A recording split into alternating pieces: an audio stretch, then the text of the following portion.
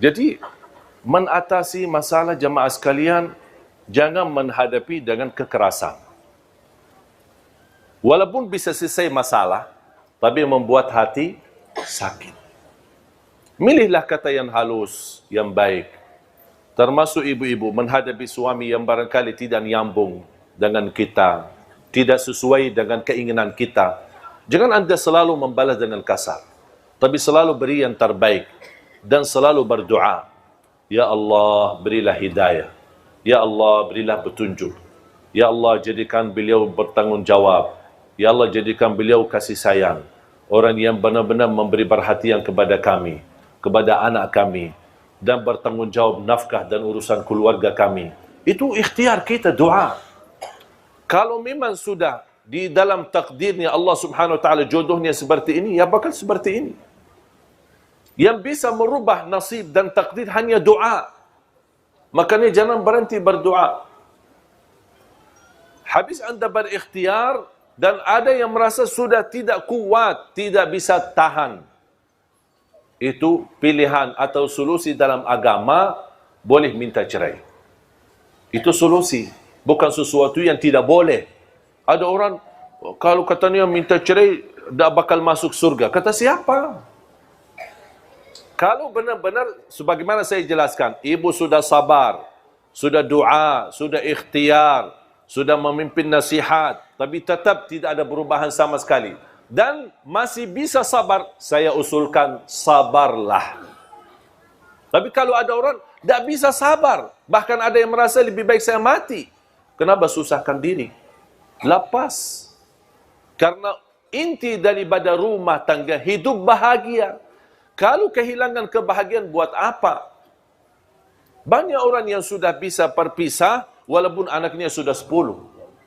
Jadi jangan ada orang berkata, oh demi anak, demi anak. Itu bahasa yang menurut saya tidak tepat. Sebenarnya anak itu bisa diurus, bisa dijaga dan bisa diperhatikan.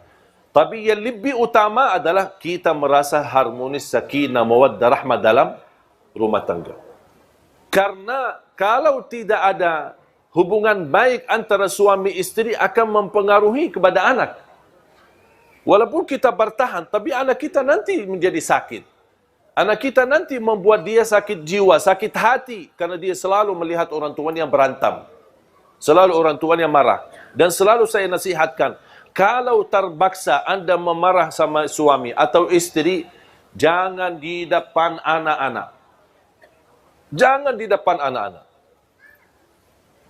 Apalagi kalau bisa ditunda amarahannya sampai malam. Biar semuanya anak tidur, masuk kamar sendiri dan bicara baik-baik.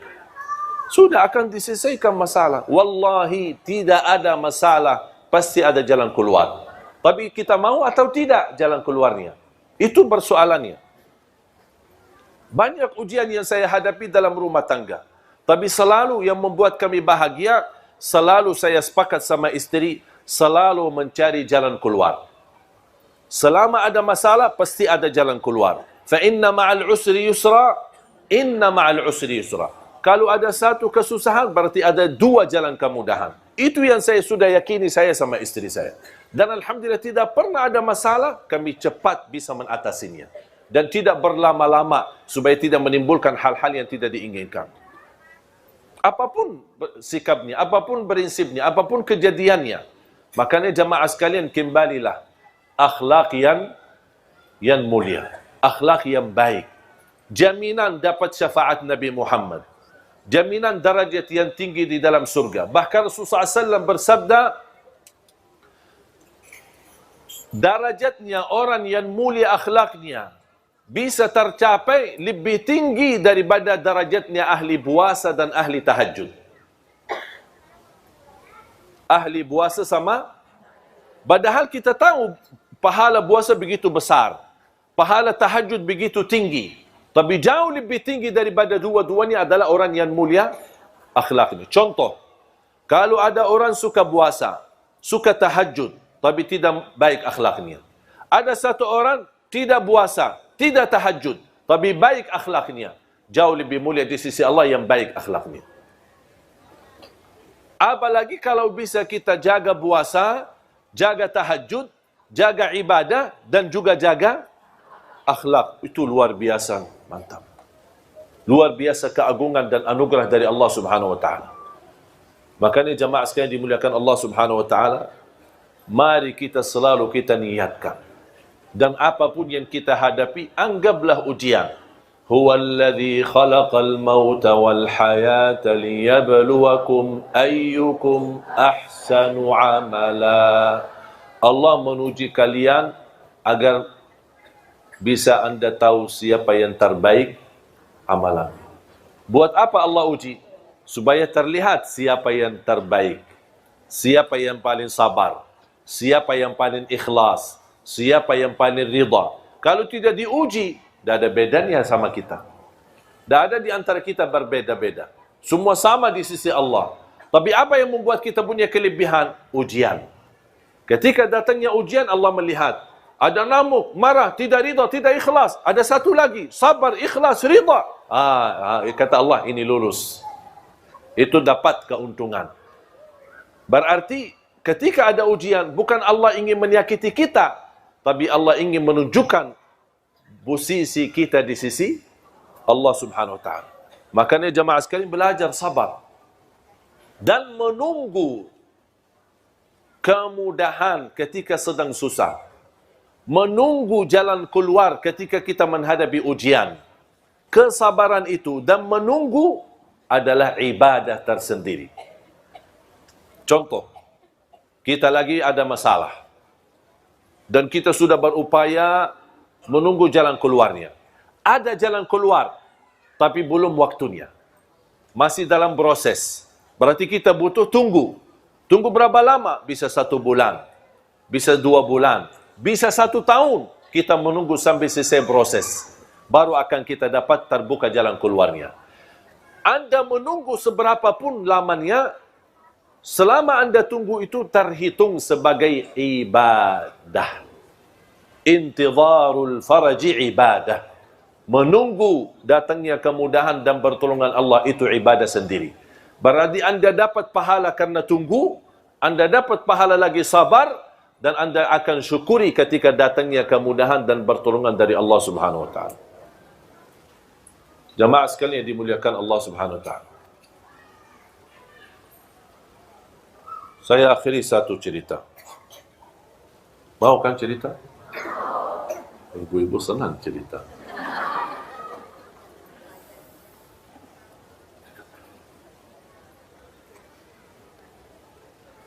Saya menemukan satu keluarga.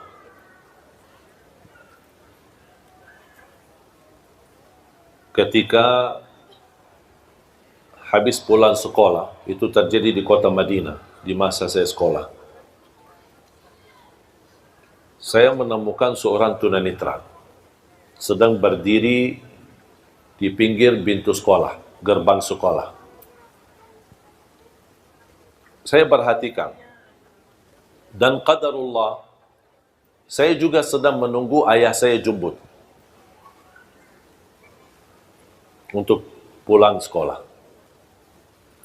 Ternyata Allah takdirkan ayah saya pun telat. Dan tunanetra pun di samping saya juga sendirian. Menarik perhatian saya, membuat saya mendekat dan ajak bicara. Kamu tunggu siapa? Saya tunggu ayahku, kata. Ayahnya kepala sekolah di salah satu sekolah, tapi yang posisinya cukup jauh. Nampaknya ada mendadak rapat atau apa urusan, tidak bisa datang. Di waktu itu belum ada handphone, belum ada HP untuk bisa ditelepon. Menanya, di mana, lagi di mana. Sama-sama kita tunggu. Cukup lama, hampir 1,5 jam. Siang hari, panas. Saya berkata sama beliau, rumah kamu dekat enggak? Ya, dekat. Mau enggak saya antar? Ya, boleh. Seberang rumahnya. Jadi sekolah ini tinggal kita seberangi jalan, ada jalan raya, kemudian kita bisa ke rumahnya. Kata beliau, rumah saya dekat, tinggal hanya seberang jalan di belakang gedung yang di depan kita, pasti pinggir jalan rayanya. Saya langsung berkata, tapi nanti kamu tunjukkan ya, tunjukkan jalan ya. Beliau ketawa. Masa saya buta yang tunjukin jalan? Pas begitu saya dampingi, subhanallah ibu-ibu. Wallahi orang tunanetra itu jauh lebih faham jalanannya daripada saya yang bisa lihat. Kanan, kiri, awas ada lubang, ada ini, masuk gang, sampai ke gedung rumahnya. Ada beberapa lantai seperti apartemen. Begitu kita masuk, awas ada tangga 3. Kita jalan. Ada lagi tangga 1 kecil. Kita naik. Ada lift, buka pintu. Bencet nomor sekian. Pas kita naik, pas begitu keluar ke arah kanan. Sampai di mana banknya rumah itu dia tahu. Posisi di sini. Nah, begitu ibunya buka. Dan dia masuk di belakang pintu karena diharapkan pakai cadar. Dia tidak tunjukkan diri, tapi dia berbicara sama saya di belakang, dari belakang pintu. Terima kasih Allah, kami tadi kekhawatiran, anak kami telat, suami juga sibuk, tidak bisa ditelepon, karena dia mau telepon ke sekolahannya. Alhamdulillah bersyukur Anda bisa bawa anak kami di sini. Dan maksa-maksa untuk saya diajak masuk. Temani karena suaminya sedang dalam perjalanan mau pulang. Maksudnya diajak makan siang. Kalau orang Arab makan siang sampai sore. Kalau makan malam jam 12 malam. Makan subuhnya jam 10 pagi. Dan ini semua alhamdulillah berubah ketika saya sudah di Indonesia. Makan subuh habis subuh, makan siang habis zuhur, makan malam habis isya. Dan kalau sudah malam sekali, sudah tidak makan dan tidak minum, sambil insyaAllah istirahat. Jadi, ketika saya diajak masuk dan temani ada satu ruangan buat tamu, ada satu kejadian membuat saya sangat terkejut. Beliau yang tadi saya antarin, dia mengajak adiknya. Ada 3 saudara. Yang sama saya itu usianya kurang lebih 19-20. Ada yang satu lagi adiknya 16. Ada yang satu lagi adiknya kurang lebih 10 tahun. Ada yang satu lagi 6 tahun. 3. Ketika beliau ajak, ini kenalan saudara saya, adik-adik saya. Pas begitu salaman, ternyata jemaah sekalian, semuanya tunanetra. Semuanya buta.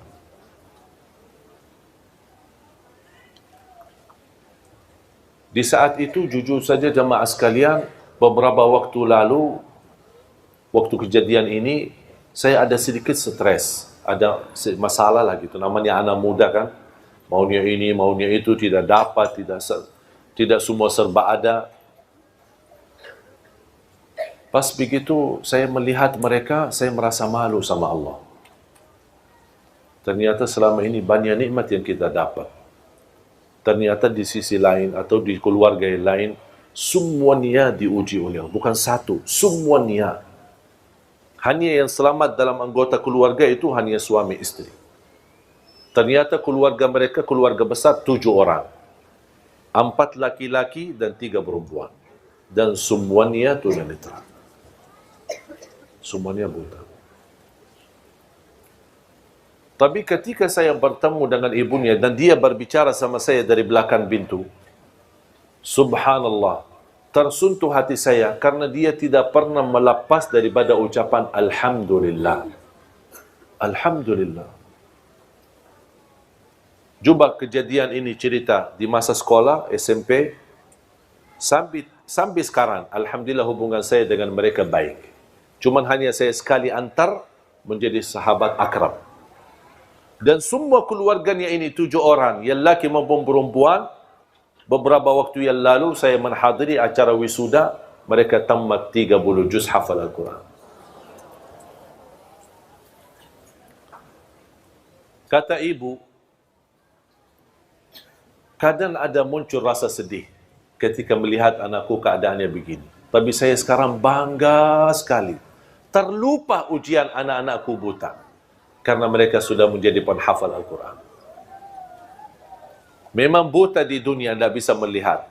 Tidak bisa baca Quran dengan mata sendiri mempandangi Al-Quran.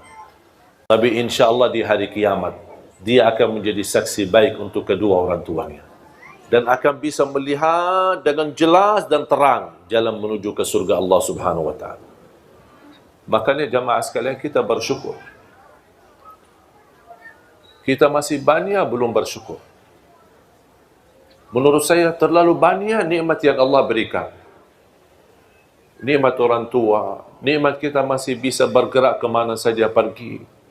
Nikmat aman di negeri kita, alhamdulillah bisa pulang ke mana-mana, bisa pergi ke mana-mana, menghadiri majlis ta'lim, tak ada yang mengganggu kita, tak ada menyakiti kita, tak ada yang mencuri atau mengambil hak kita. Kita merasa aman, nikmat, melaksanakan ibadah. Ada yang diberikan karunia bangun tahajud di tengah malam, wallahi itu nikmat ibu-ibu.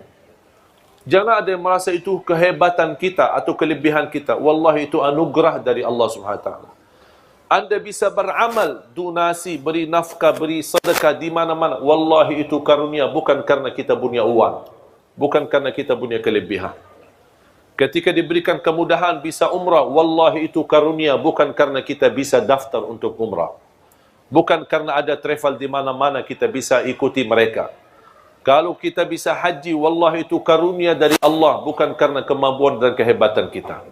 Banyak, terlalu banyak nikmat Allah. Kalau kadang saya duduk sendiri menghitungkan dan muhasabah diri betapa nikmat Allah yang ada di keliling kita, di sekitar kita, wallahi rasa malu. Tak sanggup untuk mensyukurinya semua. Ada ujian, tapi kalau kita berfikir dengan mata dan akal yang sehat, mana yang lebih banyak, ujian atau nikmat? Jauh lebih banyak nikmat. Tapi kenapa kita manusia suka lupa?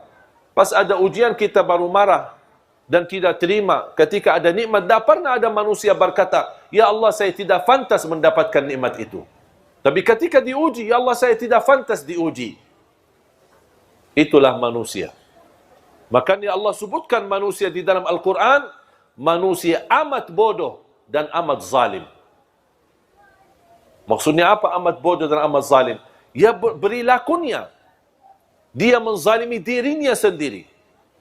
Dia merasa dirinya hebat dan dia lupa itu semua karunia dari Allah Subhanahu wa taala.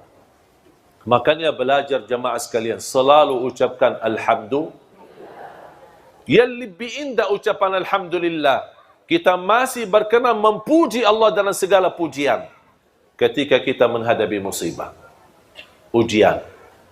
Makanya ada hadis Rasulullah SAW. Ketika ada seorang diuji dengan salah satu anggota keluarga meninggal dunia. Apa itu ayahnya, ibunya, istrinya, suaminya, anaknya. Allah turunkan malaikah. Unzuru ma qala abdi. Malaikaku, lihatlah apa ucapan hambaku ketika saya uji dengan ujian kematian. Malaikat menjawab, hambamu ya Allah berkata, hamadaka wastarja. Maksudnya apa? Hamadaka wastarja. Mengucapkan alhamdulillah, inna lillah wa inna ilaihi raji'un. Kata Allah kepada malaikat, ibnu li'abdi baitan fil jannah wa sammuhu baital hamd. Bangunlah di dalam surgaku istana dan berikan nama istana itu nama Alhamdu. Ini khusus pahala dan keistimewaan yang Allah sediakan yang mampu mengucapkan Alhamdulillah ketika menghadapi musibah. Sebelum inna lillahi wa inna ilaihi raji'un, sebelum la hawla wa la quwata illa billah, Alhamdulillah, baru inna lillahi wa inna ilaihi. Ada berita yang tidak menenangkan hati, Alhamdulillah, inna lillahi wa inna ilaihi raji'un. Jangan berbicara macam-macam. Wallahi Bapak Ibu jamaah sekalian, kalau anda berkenan ucapkan kata ini, langsung akan turun rahmat Allah di dalam hati kita. Akan terasa tenang, biarpun musibahnya cukup besar. Akan Allah berikan segera dalam jalan keluarnya. Tapi belajar mengucapkan alhamdulillah. Khususnya ketika menghadapi